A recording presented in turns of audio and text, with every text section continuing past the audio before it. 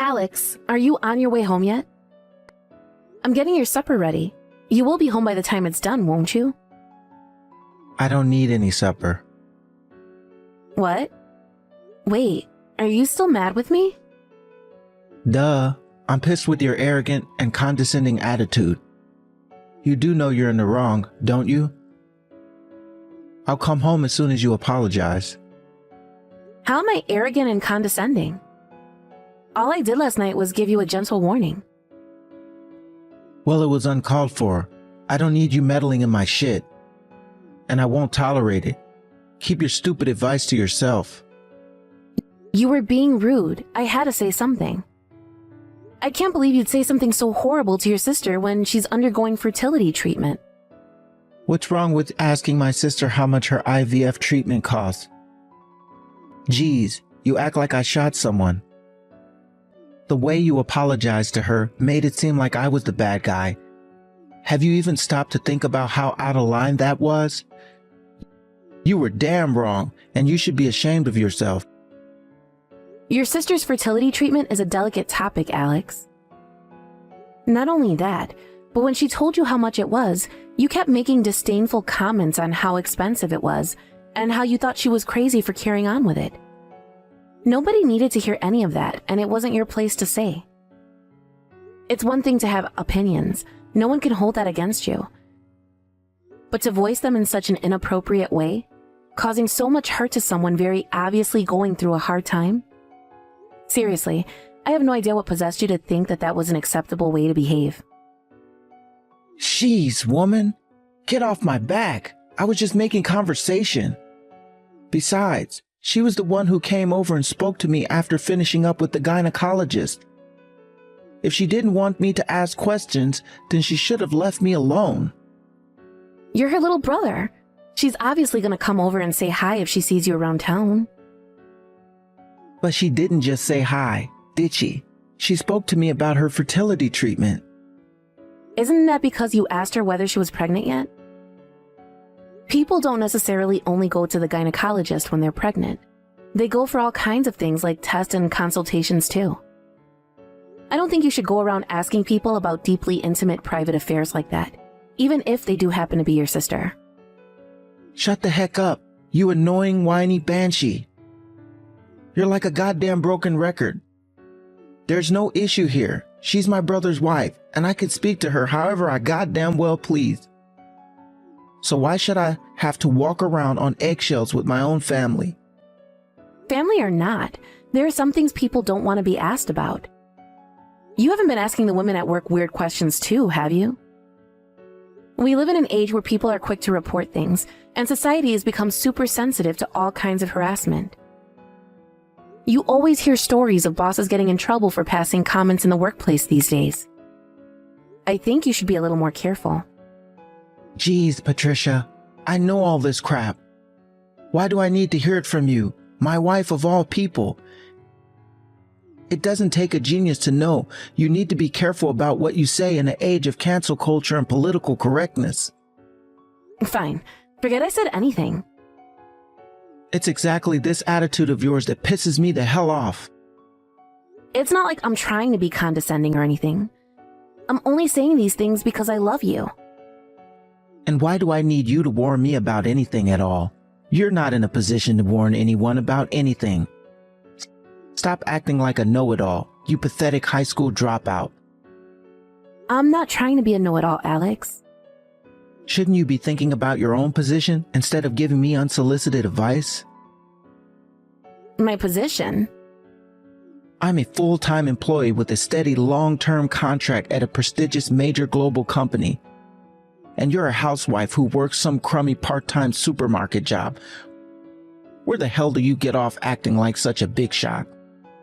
I'm really not trying to act like a big shot, not at all. I pay for you to exist, woman. I feed you, I clothe you, and I keep a roof over your head. You'd do well to remember that. You don't get sassy with the man of this house.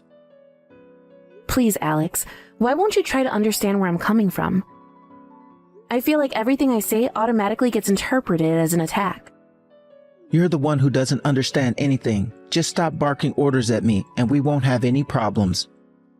I don't need your advice, 'cause thinking is a man's job. Reply unnecessary. Alex, there's a parcel here for you. Did you buy something else? What's the problem if I did?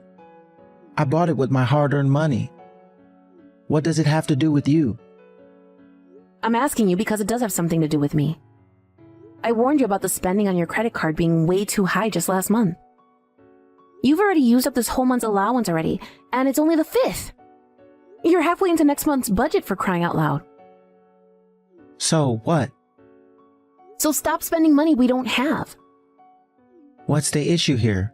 We can still get by. Only because I'm covering the excess with my wages from my part-time job. So let me ask you again. What's the issue here? There are nothing but issues here. You promised you'd leave my savings untouched so we could save for our future. There's no harm in me spending a little here and there. A little here and there? We haven't been able to save a cent in months now, Alex. Would you just cut it out and start thinking about our future for once? You have no idea how expensive things could get for us down the line. What about when we have kids? What about when we get old? What if one of us gets sick? We can't afford to be this irresponsible. Are you still freaking preaching at me, woman? I wouldn't have to if you didn't waste our money. You shut your goddamn mouth. Shut my mouth? God damn it, Alex. You're not a child anymore. It's about time you started taking the things I say to you seriously. These things are important, right? Sure they are, but that doesn't mean you get to be on my back all the time like some freaking nagging machine that went into overdrive. Besides, this isn't even the first time I've heard any of this crap.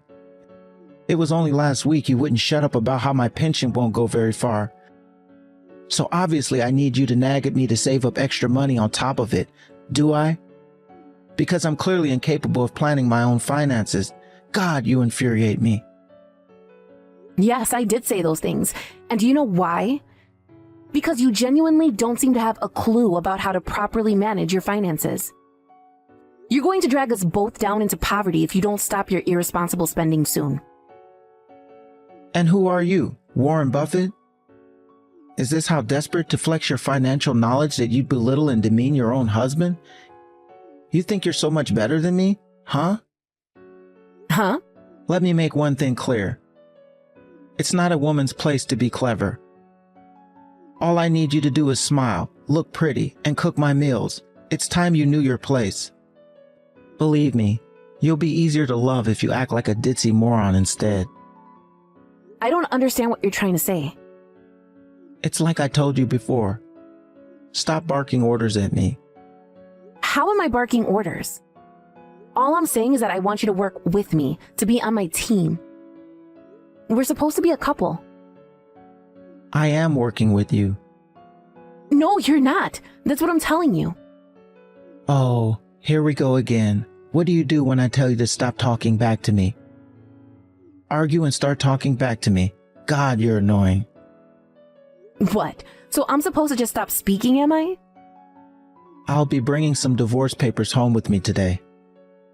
What? Divorce papers? Why?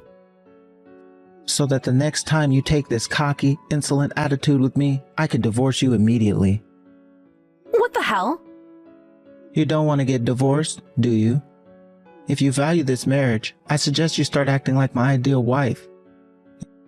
If you don't, I'll divorce you faster than boat runs 100 meters. Aren't you being a little excessive here? How have you reached the conclusion that this is the way to fix our problems? Because you won't keep your mouth shut and cook my meals like a good woman. If you won't do your job, I'll have to replace you with someone who will. You used to be so obedient and lovable. I knew it. It's not just women's looks that depreciate as they get older. They lose everything that once made them attractive. I'm hardly swooning at your behavior right now either, Alex. Is there any reason for you to speak to me like that? If you don't like it, how about you start working a little harder to make me like you instead of constantly answering me back? Barking orders at me over every little thing sure as hell is not a good way to keep me in your life. God, you piss me off. For the millionth time, I wasn't barking orders. I just gave you a few gentle warnings about certain things I thought you might find helpful. It's precisely because I love you that I say the things I do. You think I'd say them just to anyone? Because I wouldn't. And I'm telling you, I'm sick of your crap. I'm serious about the divorce papers. I suggest you think very carefully about your behavior from here on out. Got it. So I just have to do what you say? That's right. Never, ever get that cocky, arrogant attitude with me again. You're going to start doing exactly as I tell you. As long as you do that, I'll provide for you forever. Reply unnecessary. Hey, Patricia. Where are you right now? Did you go out and buy groceries? Why? Why? Wait, are you serious? Why? Did you just question me? I just got back from work. You know what that means. It means I'm hungry. Hurry up and get your ass back home and cook me 3 meals, of course. Why? Cut it out. Stop asking questions you already know the answer to. Who do you think that feeds and clothes you? Who do you think keeps a roof over your head? I work full-time, moron. It's your job as my wife to make sure there's food waiting on the table for me when I get home. Sorry, I'm an idiot, so I don't understand. Huh? What? Are you making fun of what I said before? In that case, let me make your order simple. Get back home and cook my dinner now. Why? Okay, bitch. You listen to me and listen good. You're an idiot, so listen to my orders and do as I tell you. You don't need to think. Just do as you're told. Yep, I did as I was told and filed the divorce papers. I won't be coming home ever again. Huh? You filed the divorce papers? You said it yourself, right? That I ever got cocky with you again, I was to submit the divorce papers? Well, you'll be pleased to know I did as I was told. Because I have no intention of doing what you tell me. So that's why you filed them? You're joking, right? It's the truth. Take a look around the house if you don't believe me. You'll see that all of my personal belongings are gone. I have zero intention of ever coming home again. Don't screw around with me, Patricia. Why would you file divorce papers without my permission? I don't get why you're so upset. You were ready for a divorce yourself, right? Why else would you demand my signature for the papers? Why else would you sign them yourself? If that's not the behavior of someone ready for a divorce, then what is? That doesn't mean I wanted you to actually file them. Who does that? Why did you take me seriously? Wait, you mean you weren't serious about divorcing? Were you just using it as a threat to scare me into submission? No, it's not that I was threatening you. So what's the problem? You should be pleased, right? Not one bit. If I told you to jump off a cliff, would you do it? You weren't supposed to do everything I told you, you idiot. Try using your freaking head for once, for God's sakes. Huh? But didn't you say you'd rather have a stupid wife than one who thinks for herself? You should be celebrating. Besides, I was sick of the way you were speaking to me and spending our money like it grows on trees. When you walked in and slammed the divorce papers down in my face, I knew it was a blessing in disguise. A blessing in disguise. Don't talk crap. Stop treating divorce so lightly. You're the one who treated our marriage lightly, Alex. The fact you signed the divorce papers should have meant that you were fully prepared to go through with it. How can you be mad at me when you put your own signature on the dotted line? But I didn't expect you to actually go and file them so quickly. So why did you bring the divorce papers home in the first place? You ignored everything I said to you and constantly talked down to me. You forced me to sign them. Go and get some more marriage registration papers, now.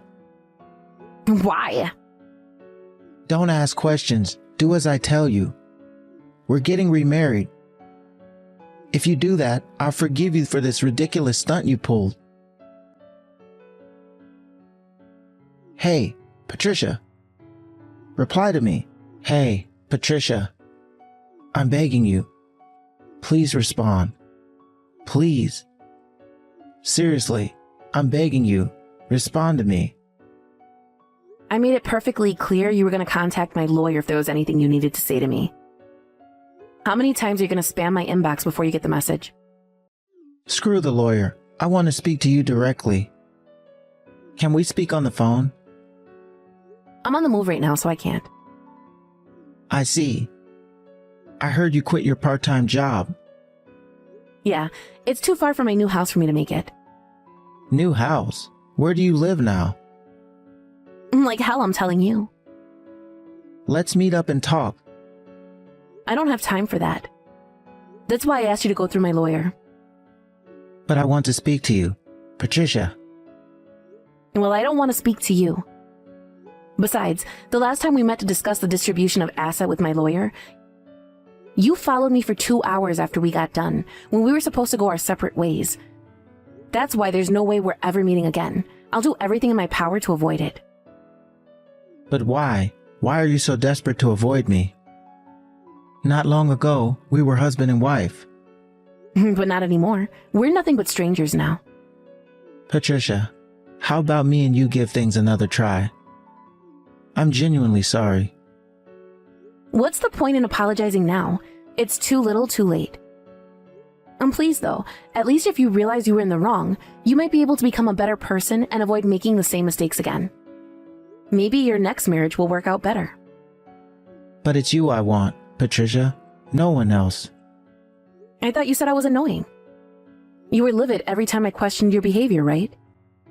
Why would you have any interest in being married to a woman who makes you feel like that? Are you sure you're not idealizing things? I'm ready to come clean. It's time for absolute honesty, Patricia. I was never serious about divorcing. I just got mad when you nagged me about things. The divorce papers were nothing but a threat. I figured if I could scare you a little with the threat of losing me, you'd never nag at me and we could live happily ever. Huh? I didn't need you to tell me that. Huh? Wait, you knew? Yep, that was my hunch all along. But if you knew, then why? Because I couldn't forgive you for using threats to get your way. I was only ever thinking about what was best for us as a couple. But the only person you cared about was yourself. That's not all. You treated me like a piece of dirt on the bottom of your shoe. You mocked and ridiculed me for being a high school graduate, for being a woman, for being a housewife. You made me feel like I wanted to crawl into a hole and die. Maybe you couldn't tell or didn't care, but everything you said to me hurt me a lot. I'm sorry. As if the bullying and emotional abuse wasn't enough, you were wasting all of our money with your irresponsible spending habits on top of it. I told you this when you handed me the divorce papers. But I felt like an idiot for trying so hard to make our marriage work when you clearly didn't care. You trampled on my feelings at every single opportunity and made my life a living hell. I'm sorry, babe. I mean it. If you give me one more chance, I'll never say anything to hurt you again. I'll never make fun of you for being a high school grad, a woman, or a housewife ever again. I swear. You can even give me advice and caution me about anything you want, and I'll never complain about it. I'll give you words, careful and thoughtful consideration. It's too late for that, Alex. We're divorced now. I know that, but I want another chance, baby. Please. I'm begging you. Let's give marriage one more shot. This time, things will be different. This time, I'll love you. I'll cherish you. I'll treat you with much more respect. You won't even believe I'm the same person. Please. You have to give me another chance here, Patricia. I can't get by on my own. The house is filthy. I've been living on a cup noodles, and unpaid bills are piling up. Wow, are you kidding me? So the only reason you want us to get married again is so I can be your live-in servant because you're totally incapable of looking after yourself? No, it's not like that. I suggest you learn how to handle your own affairs. I did not marry you to be your personal butt wiper, you tragic man-child. I'm telling you, baby, I can't do this on my own. I asked my parents, but they're completely ignoring me. I sent them 3 paragraphs explaining how desperate I am. And all they bothered to send me was 3 words: do it yourself. They won't even reply anymore. Wow, so you went crying to mommy and daddy too? Is that why you're messaging me now? You really are a walking tragedy. I've never met a human being as incapable as you. Stop it, Patricia. You think I enjoy being this way? It's not my fault. I lived with my parents right until we got married. How can you expect me to know how to live on my own? I know that. That's why I tried teaching you how to do housework, among many other things when we moved in together. But every time I tried, you got mad because those things weren't a man's job. You said you'd give your all to make things work when we first got married. You promised to pull your weight. Sure, maybe you're in a crappy situation now, but do you know whose fault that is? Yours. You only have yourself to blame. I really am sorry, babe. Even a little kid can apologize. Your words are meaningless. Surely you're struggling too, right, babe? It can't be easy to get back on your feet after a divorce as a part-time housewife. You know, you're more than welcome to live with me until you get your life back in order. Oh, that's fine. You don't have to worry about me. I'm already working full-time. What? Did you think I just sat around doing nothing for the month after you slammed the divorce papers in my face and forced me to sign them? I thought seriously about my future and took the necessary steps to ensure I'd land on my feet after the divorce. Patricia, please, I'm begging you. Please, will you at least think about remarrying me? You don't have to give me an answer now. Just let me know you'll consider it. I've been an idiot, a fool. I was the one who needed you all along. That's great, honey. I'm pleased you finally understand.